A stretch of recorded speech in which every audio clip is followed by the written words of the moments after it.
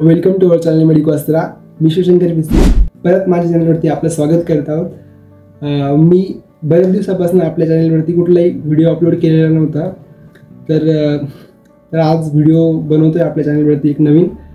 तर बऱ्याच विद्यार्थ्यांची ॲडमिशन आता झालेली आहे 3rd राऊंडमध्ये. आता 4th राऊंडचं सुद्धा शेड्यूल रिलीज झालेलं आहे. 4th राऊंड नंतर स्पॉट राऊंड लागेल. त्याही विद्यार्थ्यांचं ॲडमिशन होऊन त्यांचेही सुद्धा कॉलेज लगेचच स्टार्ट होऊन जातील या 8 ते 10 दिवसामध्ये. तर कॉलेजमध्ये आल्यानंतर सर्वात पहिला प्रश्न राहतो आपल्याला शिकायचं काय. म्हणजेच आपण फर्स्ट सेमिस्टरमध्ये ॲडमिशन तर घेतलं आहे, तर एक सिलेबस ओरिएंटेशन आपल्याला हवं असतं. तर मी तोच व्हिडिओ आपल्यासाठी एक घेऊन येतोय. यामध्ये आपण एक फर्स्ट सेमिस्टर BSc नर्सिंगचा सिलेबस ओरिएंट घेणार आहे, म्हणजे सिलेबसचा ओरिएंट करणार आहे. तर आपण बेसिकली बघणार आहोत, म्हणजे आपल्या या व्हिडिओमध्ये कोणते पॉईंट आपण इन्क्लूड करणार मी तुम्हाला एका थोडक्यात सांगतो.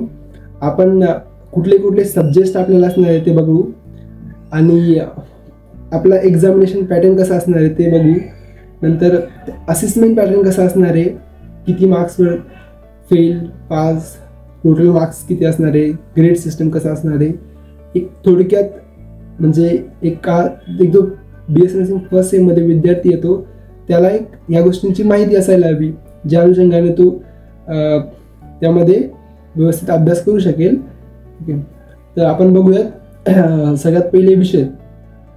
तर BSc नर्सिंग फर्स्ट सेमिस्टरला आपल्याला टोटल तसे 6 सब्जेक्ट आहेत, आणि 6 सब्जेक्ट म्हणजे 6 एक्झाम फायनलला असणार आहे.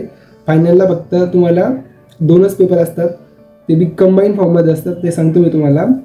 तर आपल्याला टोटल 6 सब्जेक्ट आहेत. त्यामध्ये फर्स्ट आहे anatomy, then applied sociology, applied psychology, applied physiology, then nursing foundation first, आणि कम्युनिकेटिव्ह इंग्लिश. तर एक्झाम पॅटर्न कसं असणार आहे बघा.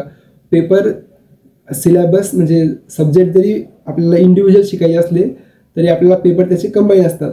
तर अप्लाइड ॲनाटॉमी आणि अप्लाइड फिजिओलॉजी या दोन्ही मिळून आपल्याला एक कंबाईन पेपर द्यावा लागतो, जो की 75 मार्क्ससाठी राहतो फायनल एक्झामला. देन अप्लाइड सोशियोलॉजी आणि अप्लाइड सायकोलॉजी या दोन्हींचा सुद्धा सेम कंबाईन पेपर असणार आहे 75 मार्क्ससाठी फायनल एक्झामला. आणि 5th सब्जेक्ट जो आपला आहे कम्युनिकेटिव्ह इंग्लिश, तो एक त्याची कुठलीही एक्झाम फायनलला नसते.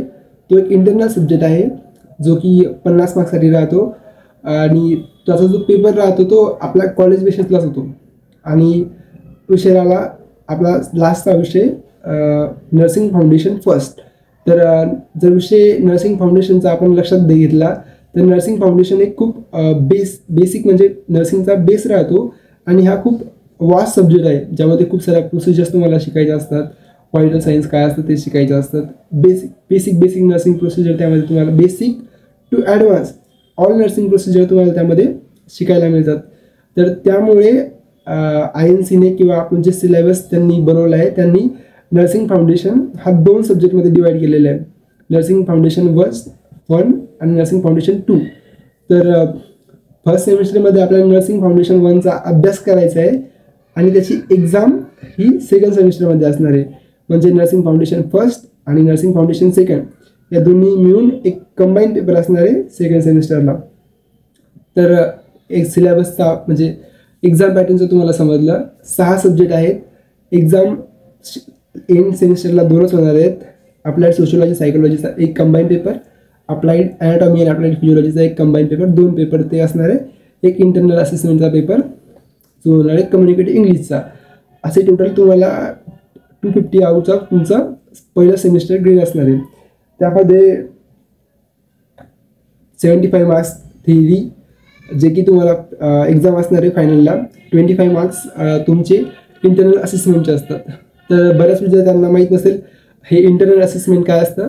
तर इंटरनल असेसमेंट तुमचे ऑल प्रॅक्टिकल्स, तुमचे रिटन असाइनमेंट्स, तुम्हाला सेमिनार्स असतात सब्जेक्टसाठी, सेमिनार प्रेझेंटेशन, त्याचे मार्क्स, तुमचे मिड टर्म्स, प्री फायनल, तुमची अटेंडन्स, या सगळ्यां मिळून 25 आउट ऑफ तुम्हाला एक इंटरनल असेसमेंटचे मार्क्स दिले जातात. ते मार्क्स तुमचे मिनिमम 13 असले पाहिजे. जर 13 मार्क्सच्या वरती तुमचे मार्क्स असतील तर तुम्ही इंटरनल असेसमेंट पास आहात असं आपण ग्राह्य धरू शकतो. तर असेच कंबाईन 75 मार्क्सपैकी सुद्धा तुम्हाला 38 मार्क्स थेरीमध्ये घ्यावे लागतात. त्यामुळे 38 मार्क्स इकडे 75 आउट ऑफ 38 मार्क्स थेरीमध्ये आणि 25 आउट ऑफ 13 मार्क्स हे तुम्हाला इंटरनल असेसमेंटला घ्यावे लागतात. असे टोटल तुमचे मार्क्स येऊन जातात 250 आउट ऑफ, आणि त्यानुसार तुम्हाला ग्रेडनुसार तुम्हाला मार्क मिळतात. हे झालं सगळं सिलेबसचं. आता आपण बघूयात एक्झाम पॅटर्न कशी असणार आहे सेमिस्टरमध्ये तुम्हाला. तर प्रत्येक सेमिस्टरमध्ये आपल्याला आता पहिले ॲन्युअल पॅटर्न होतं, त्यांची एकदाच फायनलला एक्झाम होत होती, एकदाच मिड टर्म आणि एकदाच, ते पण वर्षातनं एकदा. तर आता आपल्याला 5 ते 6 महिन्याच्या गॅपमध्ये, म्हणजे जसंही आपला सेमिस्टरचा कालावधी असेल त्यामध्ये एकदा मिड टर्म, एकदा प्री फायनल आणि लास्टला फायनल, अशा 3 एक्झाम द्याव्या लागतात. नंतर प्रत्येक सेमिस्टरच्या एंडला एक फायनल एक्झाम म्हणजे फायनल प्रॅक्टिकलची एक्झाम राहते. पण फर्स्ट सेमिस्टरला म्हणजे तसा कुठलाही फायनल प्रॅक्टिकलची एक्झाम नसणार आहे, जस्ट जनरल ऑस्की आणि DOP राहते, ती पण कॉलेज लेवलला. तर हा सगळा ओव्हरव्ह्यू आहे सिलेबसचा. आणि जर काही कोडीज वगैरे येत असतील, आपण एक नेक्स्ट व्हिडिओसुद्धा यावरती बनवू, ज्यामध्ये आपण कुठले बुक प्रेफर केले पाहिजे. कारण बरेच विद्यार्थी नवीन राहतात. 12मध्ये आपण जे बुक्स यूज करतो ते सर्व विद्यार्थी कॉमन्स असतात, पण जेव्हा आपण एक कॉलेजमध्ये येतो तेव्हा तुमच्यासमोर खूप मोठे बुक्स असतील. तर खूप मोठे बुक्स घेऊनही फायदा नसतो, कारण एक बेसिक स्टडी करावा लागतो आपल्याला एक्झामसाठी. तर मी त्यावरती एक चांगला सुटीत म्हणजे व्यवस्थित व्हिडिओ तुम्हाला बनवून देईल. कुठले बुक्स तुम्ही रेफर करायला हवेत, जे की ज्यामुळे तुम्ही फायनल एक्झामला इझिली क्वालिफाय व्हाल. तर असेच हा व्हिडिओ आवडला असेल तर या व्हिडिओला लाईक करा, चॅनलला सबस्क्राईब करा. काहीही माहिती हवी असेल तर व्हिडिओच्या खाली कमेंट करा, मी तो सोडवण्याचा नक्की प्रयत्न करेन.